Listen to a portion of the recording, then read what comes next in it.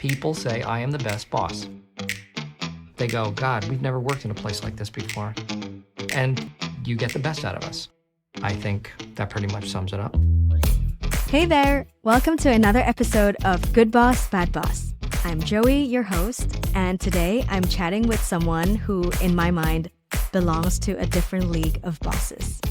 The ones we look up to because they've led huge teams at impressive companies, the kind of people whose names you see in TechCrunch or Bloomberg, and you think to yourself, these guys, they've got it all figured out. They're in a different league. And that guy is Akshay Kothari, co-founder of Notion. Previously, the VP of Product at LinkedIn, before which he started his first company, Pulse, while at Stanford, and it took off after being featured by literally Steve Jobs at an Apple keynote. Yep, impressive is an understatement. But despite Akshay's impressive CV and successful career, he didn't have everything figured out from the get-go. He didn't even plan on becoming a boss. In fact, he called himself an accidental founder and manager, forced into it out of necessity. This brings us to the heart of our conversation today. How do you manage when you're an accidental manager? It's an experience many can relate to, that moment when you unexpectedly found yourself in leadership roles not through a carefully laid out plan. You're an accidental manager. Now what? Let's hear it from Akshay. Today, I'm super excited to talk to you, Akshay. We have actually never met in person before. It's kind of a crazy story. I just posted on LinkedIn that I want to do a podcast, and I said that I watched your video on YouTube about how you started your whole career, how Notion is built, and talked about how when you built Pulse, you know, your project in Stanford, and you were not ready to launch it, and then your professor pushed you to launch, and you say, we always feel we're not ready, but you know, we should just go for it because then you get feedback. And that really spoke to me. And then I tagged you in that LinkedIn post. I never thought in a million years you would see it or respond, and you did. So it was like, oh, like it was like a moment for me. That's, you know, when you really appreciate the power of the internet. So I'm really excited to speak to you today. You're the COO of Notion and, you know, have a very impressive background, but maybe you can just like speak a little bit about yourself, how you became manager for people who don't know your story exactly, and your current position at Notion. Well, Joey, thanks for having me. It's so great to do this with you. I think two things you said that sort of made, one is obviously the power of the internet. Isn't it great that we get to meet each other on a podcast that you're starting, which is so great.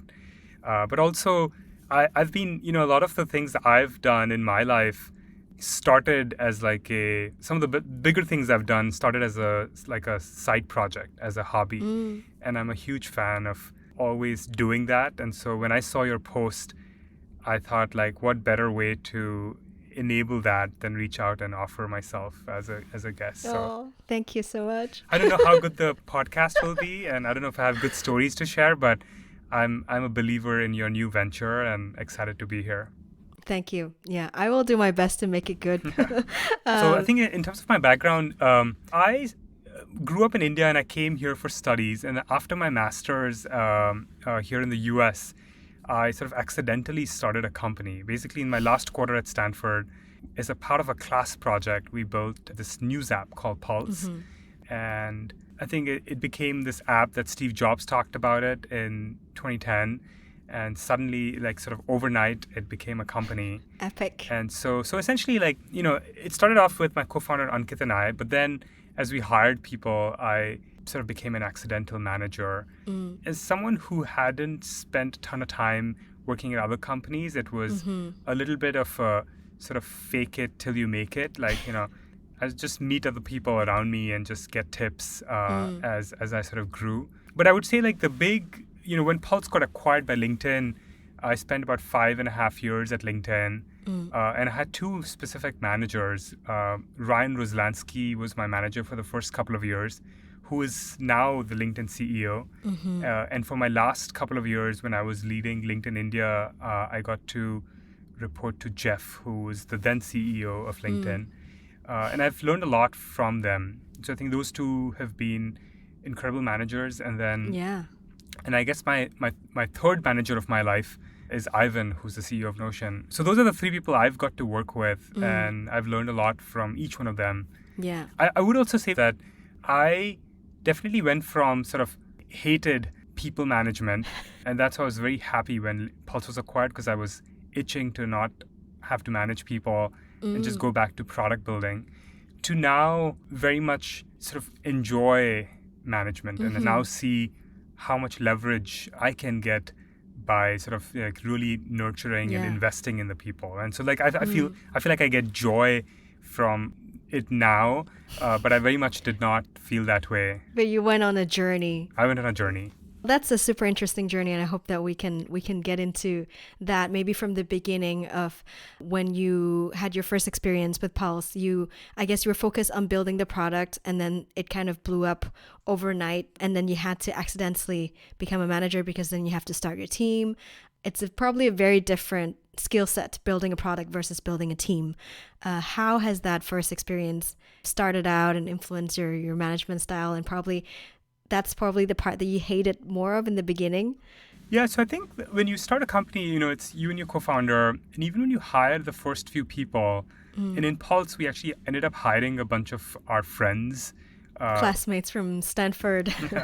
You don't need to do that much management, right? Because essentially, like even if you're a group of 6-8 people, you're sort of always on the same page. Yeah. And then I think the other thing that's interesting is like when things are going well, you feel like you don't need to manage as much, right? When the company is just growing so fast, and you're getting. You must be doing something right. You must be doing something right. You feel like you must be such a great manager.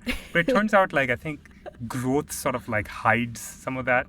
So that was the first phase, which was actually kind of like felt like an extension of product building, but just you're moving faster because we now have a few friends working with us. I think the challenge for me was when two things happened. One, we grew to 15, 20 people. So it was a little bit bigger where you cannot just stand up and say something and expect everybody to be on the same page. Yeah. You sort of have to like think about communication and the norms and what happens if someone's not in the office and, all of that. So that's one piece that happened. And then I think the classic mistake that I made was we didn't have a ton of managers, right?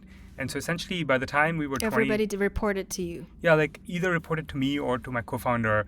And so, at 20 plus people, you do have to manage, right? You do have sort of interpersonal challenges. And then we also started to not do so well for a while, right? I think the macro changed, or maybe growth was not as easy as it had been till then. Yeah. And so the combination of that made me, I still remember I think a week or two, I just sat there and thought about like, what am I doing? Because all I'm doing is managing people and their challenges and not spending enough time on product. And which I thought was my zone of genius was product, right? So why am I spending all this time on like people things, investor things, everything except product? And I started to feel like, wow, this is such a waste of my time, yeah, right? and energy, and I should be doing better things. And so that was, I think when LinkedIn actually acquired Pulse, of course very excited to join them, but I was also somewhat relieved because I at least the way we had scaled Pulse a certain way, we would have to have sort of make some changes there. And I think I wasn't enjoying going to work, right? At least from me personally. I think overall Pulse was doing fine. How long did it last, the time at Pulse, before it was acquired by LinkedIn? Pulse from sort of founding to acquisition was about 3 years. So it was a pretty fast journey. But I would say like a lot of the pain that I'm talking about was probably the third year. The first 2 years, I think the growth was so exciting good. And things were going so well. So anyways, like I think again I should also say like all of the management or sort of me, like whether I was a good manager or a bad manager is a good boss or bad boss is a little bit like I was sort of learning on the job, right? Like week to week I would be like, okay, that's working. Okay, I should start doing one-on-ones. I should like set a vision. Like I should do some sort of OKR and like you sort of do the things that you think a manager should do. Yeah, a manager should do. And I think we were in Palo Alto surrounded by other startups. And so you bump into other entrepreneurs and you just sort of like, it's like, okay, what's working for you? Yeah. And I was literally just learning on the job, right? And totally winging it at that point. And then when it got a bit bigger and more complex, you were kind of relieved that LinkedIn is kind of coming in and kind of taking that. It's like, okay, now we can take care of it, like for you a little bit, that kind of feeling. Yeah, so when LinkedIn acquired us, the interesting thing that happened was LinkedIn was obviously sort of functionally organized, right? And I joined them as like a product manager as part of the acquisition. And so what ended up happening is sort of the broader team, like engineering ended up getting engineering managers inside LinkedIn, marketing went to marketing. They're like dispatched into their respective teams. And so I still get to work with them. But I became a product manager, and I think I had 0 reports when I joined them. And so I suddenly found myself like feeling like I have so much time and I can like get back to building products. The interesting thing there is like, I think you also sort of realize sort of grass is greener, right? So when I joined LinkedIn, LinkedIn was 3,000 people, and you realize the transition of going from a CEO to just another product manager is a rough one. Yeah. Because suddenly, if you wanted to do certain things, you would do it as a CEO. Yeah. And as a product manager, you suddenly realize like, oh, I need to ask permission. Go do all these things to sort of land the things we wanted to do. And so I think the first 6-9 months of LinkedIn was actually nice that I didn't have to manage people, but also I was a bit lost in that like, okay, is this really the best? It's an adjustment. It's a big adjustment. But one of the things I think sort of I learned through that mode is that when you're 3,000 people, for the company that large to sort of do well, you do need to have sort of processes in place. And one of the things I got to see the first 6-9 months is just how LinkedIn worked. And I think it's probably the first time I had a boss, right? Like I had, instead of my board, I actually had a manager. And it was Ryan? Ryan Roslansky, who's the current CEO, was my manager. And I think he probably shielded me from like 80% of the sort of typical corporate things, and like just so that we could still like really grow at LinkedIn. But you could see the things that he would do, right? Like, okay, how would he run the weekly meetings, and how does the company think about vision and mission and values, which to me, like I think we had that at Pulse, but I could never tell you what that was, right? Like it was in the deck, but it wasn't like we weren't living them. How was he living those? Was he the one who was doing those all hands with all the company weekly and talking about the vision?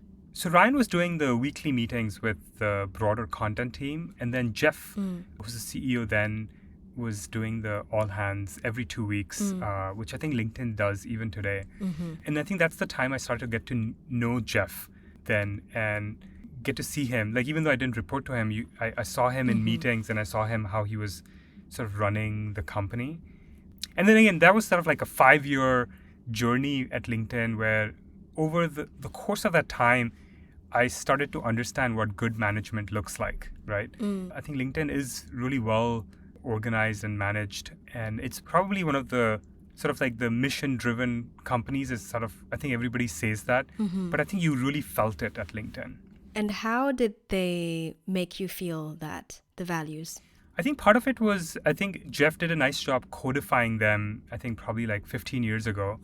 And then he would, actually this is a good topic. So I think this is probably useful for how people should think about it, right? I think everybody will come up with it and codify them. I think that's sort of like the basic thing. But then you have to think about like, okay, how do we make it core part of your company? Yeah. And I think the way LinkedIn, at least Jeff did it, was the simple thing to realize is that you sort of have to repeat it forever. Yeah. And you have to repeat it until like you feel like you can say that in your sleep, right? And I think Jeff would never lose an opportunity to talk about it.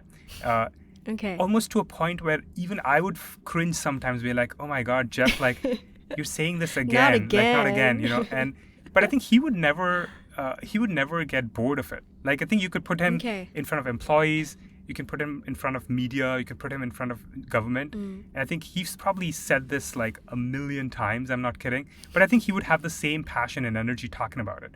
So I think repetition was good. But I think beyond repetition, like it was also something we actually truly did, right? So for example, LinkedIn's vision was to create economic opportunity of the global workforce. I haven't been at LinkedIn for 5 years, but I can still say that, right? So that just tells you how much it got ingrained in how strong it is, yeah. But if you think about it, it's like, okay, well, you felt that every day.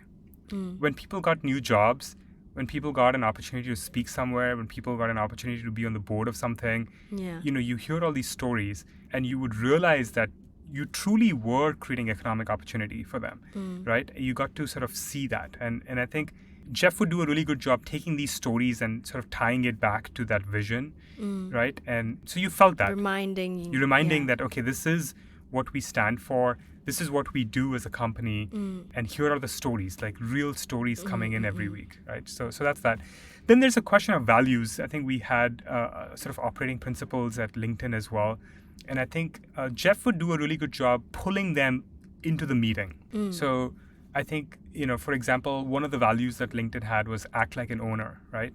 And I think you could see him many times in just regular meetings, right? Like either one-on-one or group meetings, where he would say like, hey, we all should act like an owner, and this is why we should do this way, right? And so I think again, it's sort of repetition, but it's also taking the application to sort of what you're doing then. And I think you do it enough of it, and then you sort of realize that, okay, it's not just you and the leadership team. The 10,000th employee who joined LinkedIn would also get fully rewired into this vision and values by week 3 or week 4, right?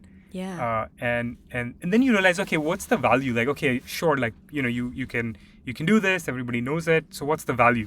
The value of all of this is that one day at LinkedIn, I still remember this day, our stock price went down by 40%. Okay. Right?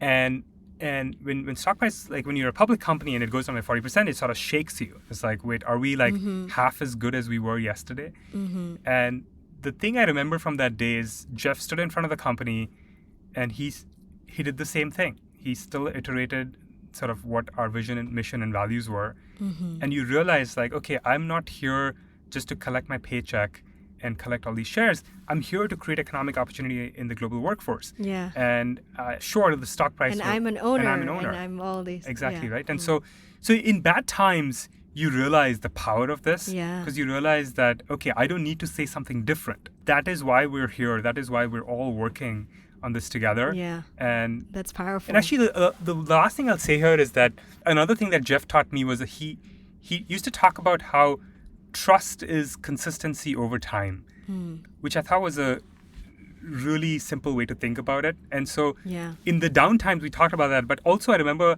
when our stock hit like really high, I think in 2014, 2015, it went up to like $275.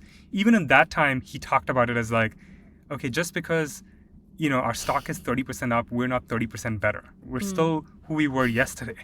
And so I found all of these to be very interesting toolbox as a manager, right? When you think about sort of like, okay, how do you manage a company? How do you manage your employees? I think these are very interesting concepts that if you invest in them, it can really help you tremendously in sort of good times and bad. Yeah, and it's a way to ground people in good and bad times and rally everyone behind you to move in the same direction. So has that affect how when you came into Notion, and like, did you try to implement what you've learned at LinkedIn into Notion? Yes, we did. Although it turns out it's actually pretty hard, So at LinkedIn, we obviously, I sort of inherited this, right? It was already in place when I got there. Yeah. You mean it's hard to find the mission and the values, or it's hard to kind of repeat it and make it alive, like a living thing? Actually, both are pretty hard. But I would say codifying them into sort of what the mission is and what are your operating principles was a tremendously harder than expected problem. Yeah. I thought, like, of course, as we sort of know the story, how hard can it be to just put it down on a paper and pick 4 or 5 values? Repeat it 1,000 times. Yeah, but turns out that actually, like, picking the right words so that it's actually memorable, so that actually everybody can understand and it's actually meaningful is pretty hard. I think we've done a better job on the values front than we have done on the mission front so far. The mission is really hard. I mean, I'm the brand director and I'm supposed to come up with the mission for my company, and we either stay at the really product level or you go so high that it just feels like any company can say that, like you're trying to change the world and make it a better place. And you have to kind of find the in-between where you're uniquely positioned to do this, but it's also beyond your product. It's very hard. It's also kind of like, how do you come up with something that feels like uniquely this company? Because I think Yeah. you either end up with something very generic or something too specific that doesn't feel like, it has the power. This universal feeling to it. Yeah, yeah. So how's been your experience coming up with the mission? Do you all feel like you have a good one? I think we're still like trying to connect the two where it's high level enough to be inspiring, but also, as you said, you're uniquely positioned to do. I don't think we're there yet, to be honest. Yeah. I think Notion has gone between two, which I don't think either of them are actually the right one for the long haul. But I think the easy way to sort of talk about it is always to say, like, hey, we're here to democratize software making. And this idea that essentially, we want everybody to be able to build their own software is one mission. And the one we've sort of internally talked a lot about it is like, sort of vision is ubiquitous software tool making. But those are three hard words back to back that it's like almost impossible to like remember exactly what those are. And so I sort of default to democratized software making because I feel like, okay, that's the thing that people can truly understand. But I don't think we have nailed it yet. I feel like it's also kind of a product vision that is a little bit like a few years ahead of how I feel people are using Notion today. I've listened to your video about like where you see the product going, and I think that's amazing and very exciting. But maybe today, like all the things that people are using Notion for, it's not maybe encapsulated into that mission. 100% agree. Yeah. But I think also like if you think about where you are today, which I don't know if you feel this also, like I think, calling it a productivity suite is also kind of boring, I think, a little bit, right? So I think actually our marketing team came up with something that I thought is pretty compelling, which is sort of at least defining what Notion is. It's not the mission, but Notion is a connected workspace. And it connects people, it connects tools, it connects your processes, to make you more productive, which feels sort of like, okay, that sort of resonates with people. But then it's also like, it could be Google Suite, like the Google Docs. Yeah. And you're like, no, we're different. So you were talking about how actually it's much harder than you think to define the values, the mission. You did a better job in values than in the mission, still kind of a work in progress, and that's fine. How has that influenced your experience, like leading a team at Notion? Also, like, what was the setup like? How many people were reporting to you or are reporting to you? Maybe you can speak a bit about that. Yeah, so the values one I actually feel pretty good about. And even that one actually took a long time. It took about 18 months to finally feel like, okay, we feel like we have the right setup. I think it's probably like 15 iterations on that. We have Notion docs for each one of them. So I'll spare the process. But where we landed with was we have 4 now, which is we are owners of our mission, we are pace setters, we are truth seekers, and we are kind and direct. So those are the 4. And the interesting thing about this is like it feels authentically us. Like this is who we are. It's not aspirationally us. It feels like this is very much us, which actually is an interesting challenge, right? Because when you're coming with your values, you're sort of thinking aspirationally what kind of company you want to be. And I think it took us a while to get to a certain stage, maybe get to 100 people where it feels like, okay, this is not aspirational. This is how we operate. This is sort of what we want Notion to be, but also what Notion is today. And once we locked those down, it actually helps a lot because I think it helps you in everything you do inside the company. So we use it for recruiting. We use it to sort of celebrate people's, behavior inside the company, like certain people doing certain things really well. We use it to sort of make our decisions. Like you give them a badge, like, oh, you've been like demonstrating yourself as an owner of the mission and that kind of reward. We haven't got to the badge yet, but we do sort of applaud them in the all hands. Okay. Saying like, okay, here's an example of someone who's really kind and direct, or here's someone who was a real pace setter. Interestingly, one new thing we are doing, which I think is I'm kind of fun about, Notion is, I think we took a lot of inspiration from Lego blocks, right? Because it's software given as Lego. And so for each employee, we've now given them a small Lego character. And so when people do interesting things, you get more Lego pieces to your set. Oh my God. And then there will be someone who can build like a whole castle. Exactly. And then so each anniversary, you get a block, which sort of puts you up. Oh, okay. That's really cute. And so we've leaned into that, which I think has been, I think the people team has done an amazing job sort of operationalizing that. Yeah. But actually, one thing I would say on the values front is like, I think over time, as we've sort of spent time sort of thinking through these, one of the things I've realized is that what you want to do with this is truly celebrate the input and the behavior, because that is actually one of the best ways you can shape the culture, right? So for example, you can always, in all hands, you can always talk about the big deal your sales team landed, right? But one of the things we try to do is think about the inputs. Like there is a chance that someone really was a pace setter and a truth seeker on a deal that they chased for, let's say, 3-4 months. And there's a chance that that deal did not land for whatever reason, right? Yeah. I find it really important to celebrate that, because then you're basically sending a signal To encourage that kind of behavior. You're encouraging that kind of behavior, right? Mm-hmm. And again, like good times and bad times, I think the values are also tested when you're going through a lean stretch, right? When you feel like, okay, things are not going as the way you thought they should, and can you still behave the way you want to, you sort of set for the company, right? And I find it sort of super interesting, because I think like it's possible when you're just trying to like chase growth, you can cut some corners and like not truth seek as much, or you're not owner of the mission that we have. And I think it's a good reminder to have those codified, because now you can reflect to them, be like, okay, I know like we're probably not doing as well as we would like this month, but let's not change the way we operate. Yeah, that's very true. And it keeps people focused on the right things.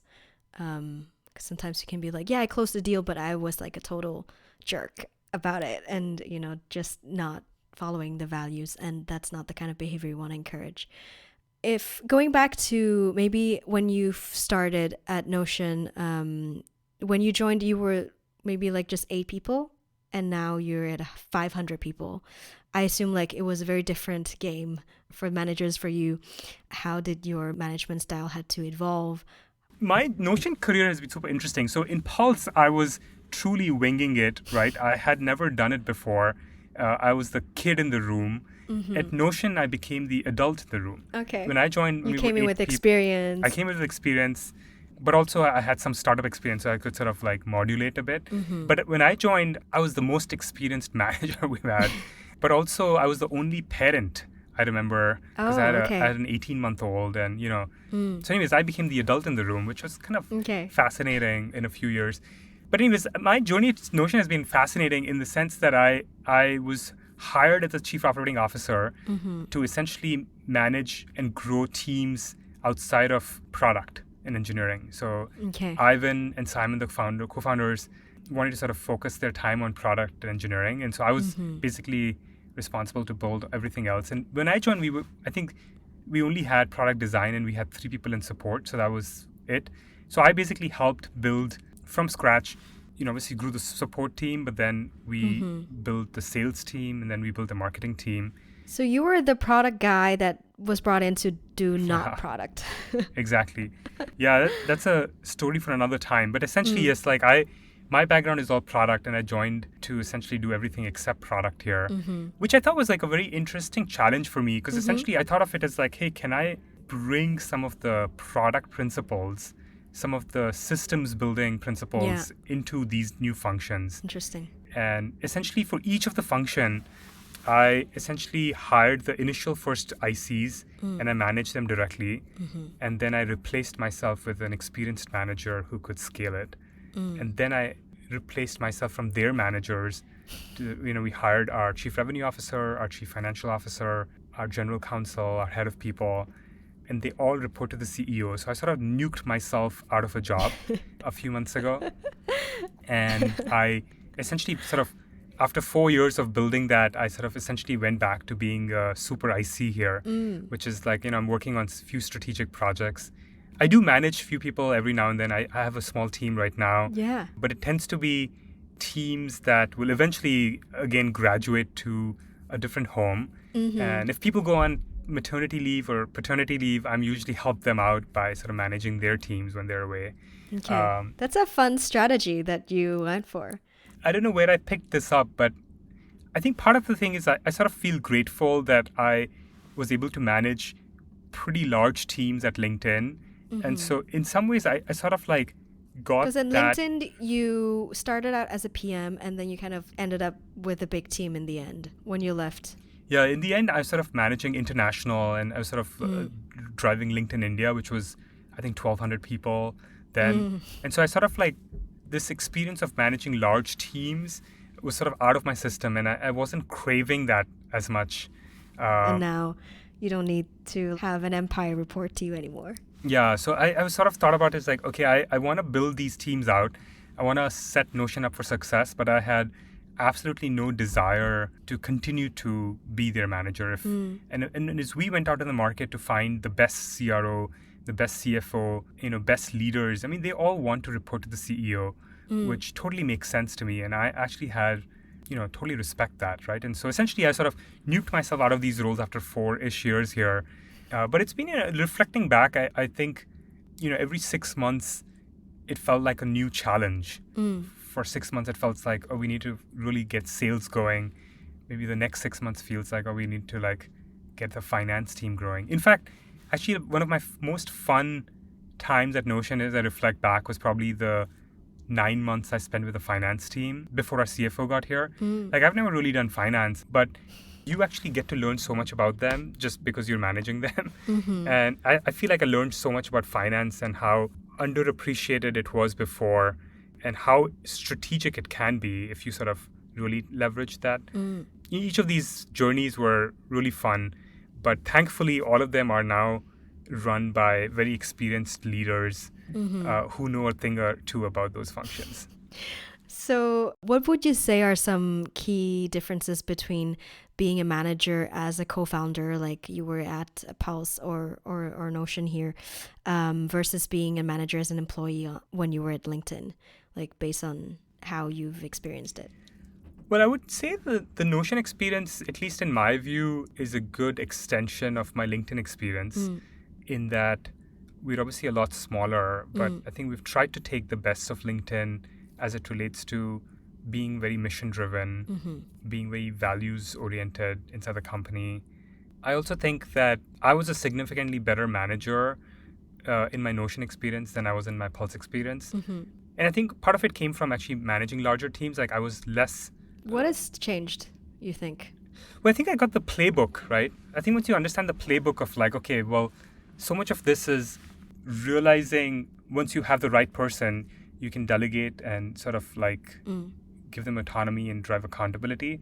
You can only do that once you have the right people. So I think part of it is like so much of my time, if I look back, like what have I done at my time and journey, I would say 50% of my time has been recruiting here. And once you feel like you have the right people, then okay, the best people want to drive things themselves. The best people will be, will remain accountable to the results and all of that. And so I think you sort of like, you can get out of the way for the most part.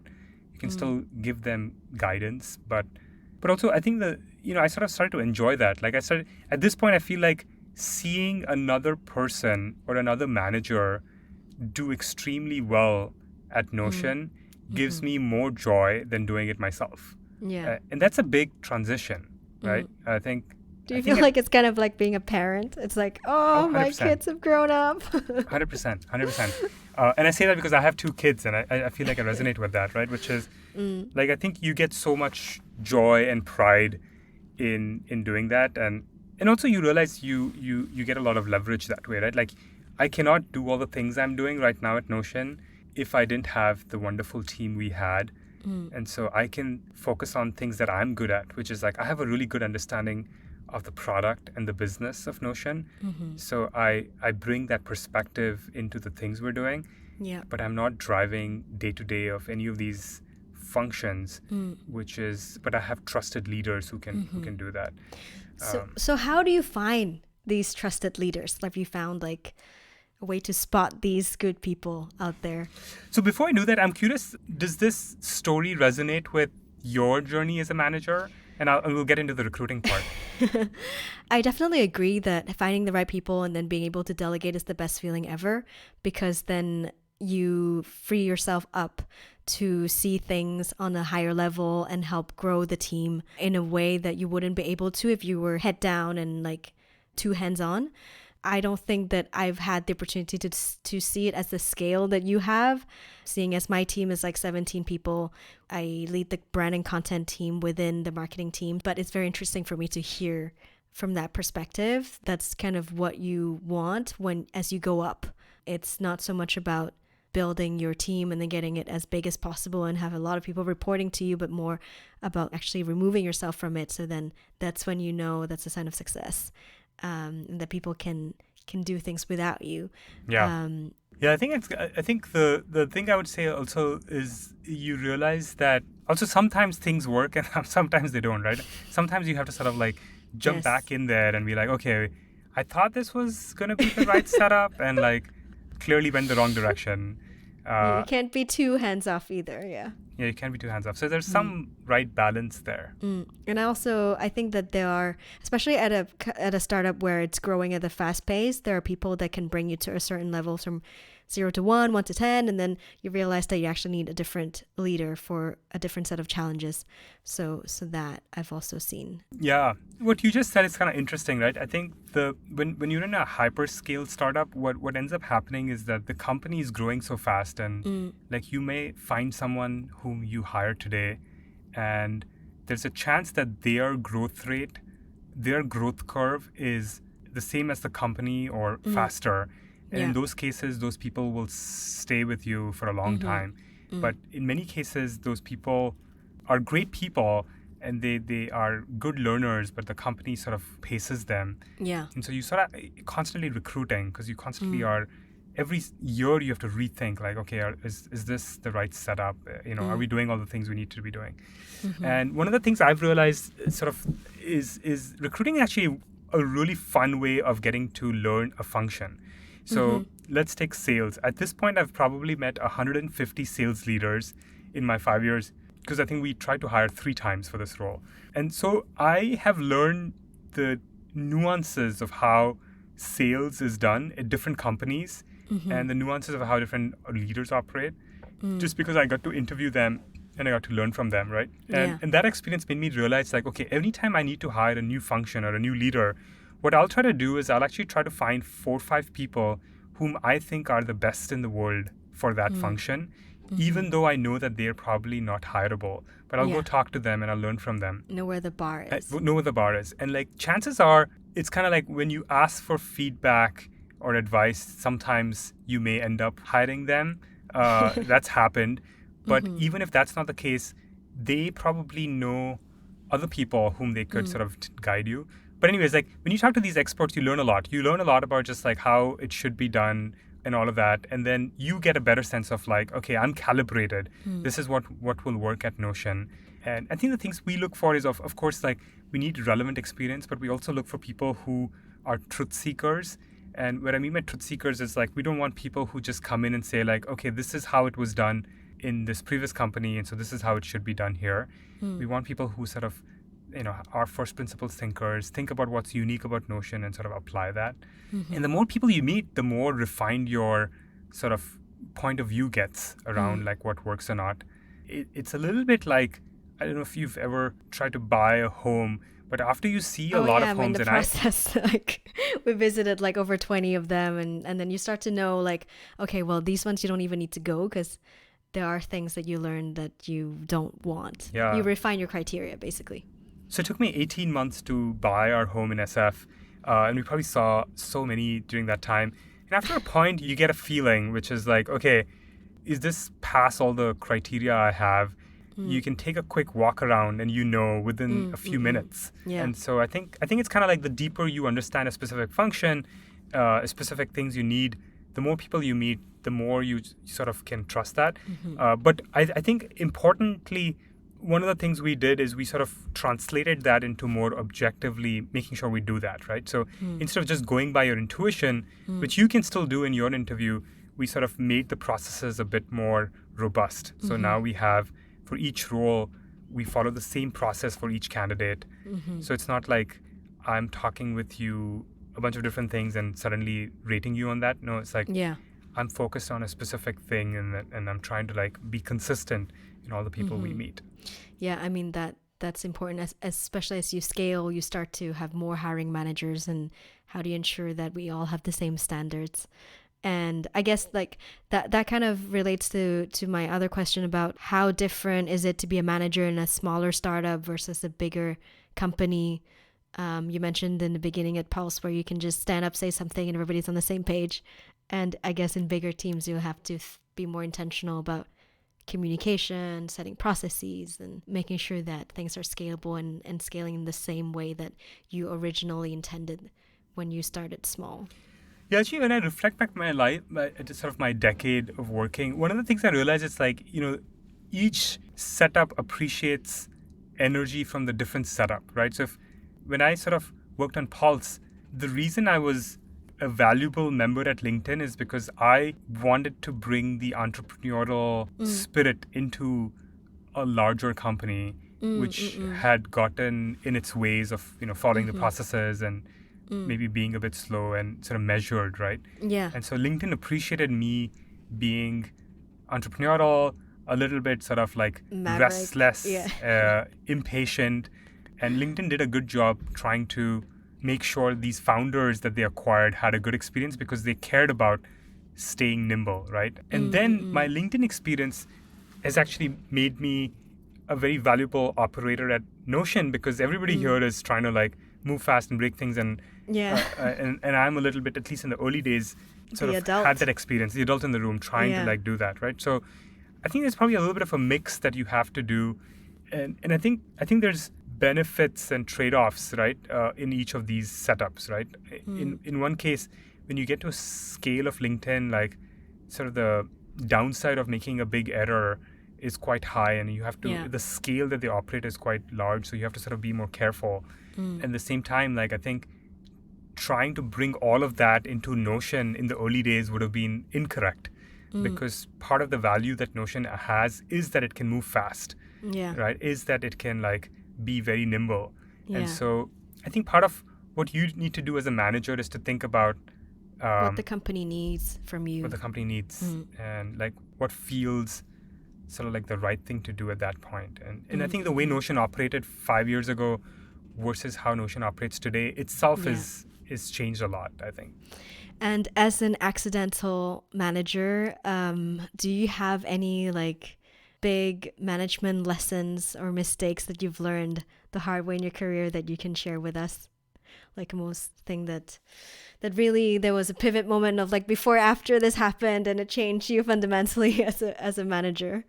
I think you can figure out as a company what your decision-making framework is. And it doesn't matter which one you pick, but I think it's worth picking one. Whether it's RACI, DACI, or rapid framework. You can pick one so that as a company, you can all speak the same language, right? And I think you can decide. I think at LinkedIn, we use rapid as a framework. And I think that worked well for that company. It's important that you get to that because otherwise it feels like, everybody's doing decision-making in a different way. So that's one. And I think the other one that is part of this, Jeff had this at LinkedIn where he called clean escalation, which I thought was a really nice way of thinking about it, which was essentially this idea that let's say there's two people who have a conflict. They want to do two different things. Sort of Jeff's suggestion for that was if you can't get to a resolution, then you should cleanly escalate it to your managers, right? So let's say there's two ICs not able to work together, then we're like, okay, well, it sounds like we're in a bind. Let's cleanly escalate it to our respective managers. And you say that out loud so that the other person knows that you're escalating and they're escalating. So it's not like me going to my manager and complaining. Behind your back. But we're both saying, let's just talk to our managers. And Jeff said, keep doing it until it gets to me. Try to get to a resolution in the next couple of days. And the way to do that is to cleanly escalate it and keep escalating. If your managers don't agree, escalate even further. And at some point it will come to me and then I will help you decide if you can do that. Now, the fun thing with this is like, as soon as you say to the other person, hey, Joey, sounds like we're in a bind, let's cleanly escalate. There's a chance that the two of you would be like, oh, you know what? Actually, let's just resolve it right here. I don't want to go to my manager, right? And so the number of things that ended up in Jeff's, table was probably less than 5 any given year. But now you have a framework that sort of gets you through the bind very quickly. And I like that because when you're 10,000 people, like so many things just get sort of stuck. And I think Jeff gave everyone a simple framework to think about unstucking yourself and, making progress. That's a good one. Sounds like Jeff is quite the manager. Jeff is quite the manager. Yeah. You should have him on his podcast. Oh, yeah. You should connect me if it's open to it. I would love that. What's the most surprising thing that you didn't expect about being a manager?